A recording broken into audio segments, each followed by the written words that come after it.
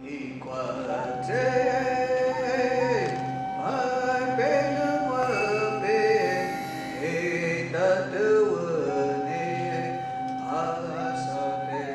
name is Edward Kalimtua. I am the project director and planner for Mokopi Developers Corporation.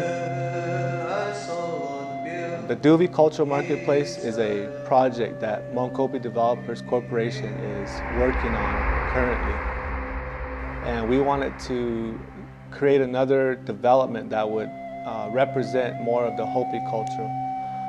We feel like the Tuuvi Cultural Marketplace will complement the existing Mokopi Legacy Inn. Right now we have people visiting Mokopi and they see the great architecture that we have here at the Legacy Inn. A lot of people are inspired and want to learn more about Hopi. Tourism in itself is a fiercely competitive global industry. A new competition for these extremely valuable tourism dollars. They come at us every day. And because of that, it is always critical for our state to make sure that we remain competitive against those other vacation destinations. Arizona has always looked to the Indian tribes here, the 22 tribes, to talk about culture. Not only do we have the culture, but we have to look at the landscapes, what we have here. You'd be surprised how many times we hear, especially international visitors, say, I really want to speak to a native person. I want to know what their experience is. And the cultural marketplace is a terrific idea because we know that the visitors do want to come out and see Native people. So you have an opportunity where there's one place where the visitor can come and kind of do a one-stop shopping. We feel like the Tuuvi Cultural Marketplace can provide an experience and a better understanding of the Hopi culture. And not just through the facilities or the events that it will host, but also through the architecture. The Tuuvi Marketplace is unique because we feel that we're going to set the standard again for how not just development from functional standpoint, but also from an architectural standpoint. We are striving to take what has been considered Hopi architecture and all these projects that are so sustainable. There's structures that are still standing and their design is still inspiring to a lot of people.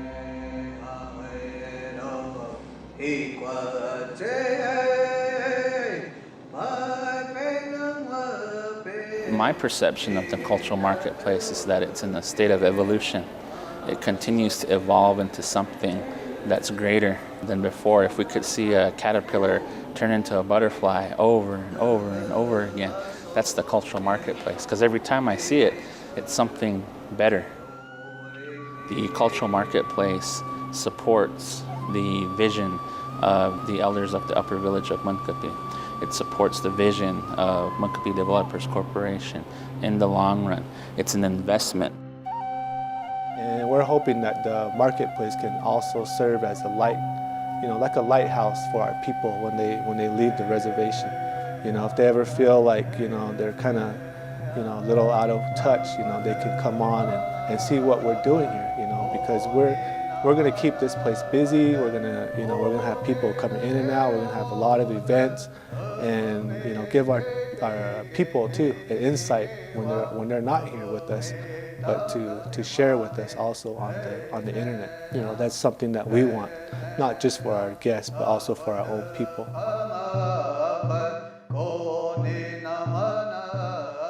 Well, I think the cultural marketplace is going to be a valuable asset to our community because right now there's really no avenue for artisans or those that want to share about the Hopi culture to have a place to even do that type of work. Having a venue for that really helps to coordinate that and bring together some of the assets that we have within our community of individuals who can serve as educators. And the cultural marketplace is a place for our kachina doll carvers, our performers, and our basket makers to have a place for them to come together and present their artwork in a higher quality. In a cultural center, you can exhibit. You can almost do, as an artist, have artists that live far, far away do a residency and then share themselves with the rest of the community. I mean, there's day schools, preschools, public school, elementary schools, and middle school and high schools here. And then also elders that want to have something else they want to learn how to do.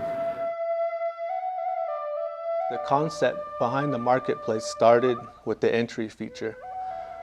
We have the Hopi cloud that represents rain, and we have the kachinas, columns that are structural on both ends. The design itself is a circular shape with the open courtyard in the middle, and it's open from the north to the south end, so that when you're walking up to the building, you can walk under the rain cloud, but at the same time, the rain cloud and the walls are framing the San Francisco peaks. With that, we have a garden underneath the Hopi cloud and a water feature that would be coming down on both sides of the entry walls. And all the terraces and all the step downs and the ladders going up, that's kind of what it represents, is like living on a cloud and, you know, being part of that blessing of the rain and things like that. We also presented the marketplace to a charitable group, the Grand Canyon Trust, and we showed them the first sketch of the marketplace. They were really interested in our development and basically went along a lot of their own ideals as far as who they want to donate money to. So right now they've committed to about $150,000 worth of solar panels, which would be more than enough to power the facility and then enough to, you know, put back into the grid. So this project will be totally sustainable. Tourism is our biggest contributor to our people here. And our people put a lot of thought and they put a lot of prayer into these things and a lot of good, you know, their own energy into this. And that's what makes it authentic. You know, that's something that we feel that the marketplace will provide, is authentic representation of the artist's work, their passion. A lot of my carvings that I have incorporate family, and that's what I try to capture in a lot of my pieces. Dance groups come together, and that's how I want them to be, and I show a lot of symbolism of what they represent and symbols of prayer and things like that. When I talk to the collector, I always thank them and tell them that they're going to bring good things to their home and to take care of them. And if you take care of them, they'll do the same for you. So that's what I tell them, and they like that story, and that's what I want to share with the people that I go to art shows with. And that's the difference from selling maybe at a gallery or going to Scottsdale and selling your product. It's a beautiful piece, but they miss that story, and I think that that's the whole connection that the visitor wants when they come out. The challenge is in managing that for the Hopi communities is because this is our home, this is our backyard, this is our neighborhood. How do we impose or even layer cultural tourism on top of that? And creating a center will be a really key part of developing that relationship, also helping to organize our local community to be a part of that process. And in terms of long term, you know, 100 years from now or even 500 years from now, these places will help to sustain and honor that tradition and culture over many generations.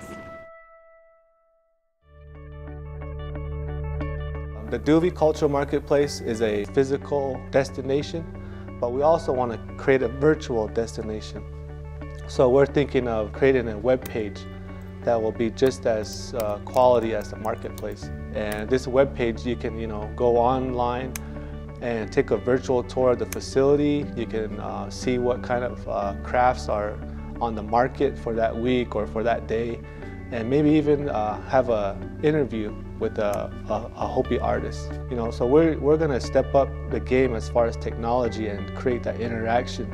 Like I said, not just locally and regionally, but you know, globally and internationally. So we really want to attract the visitor to come visit Hopi and use our own people and use technology to bridge that gap.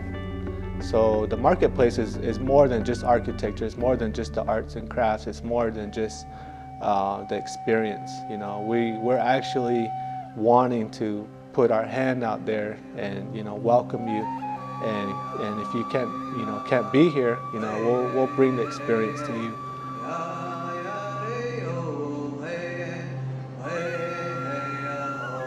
This architectural feature sums up pretty much what Hopi is about. The beliefs, the culture, the art, the agriculture, and now the architecture. Now we're wrapping this, you know, these elements into the projects and development. So we really want to portray to the visitors that, you know, we're an old culture, we're an old community, you know, we have an old way of life, but this is where we're going to go in the future. You know, this is the starting of a new development based off our culture and our traditions.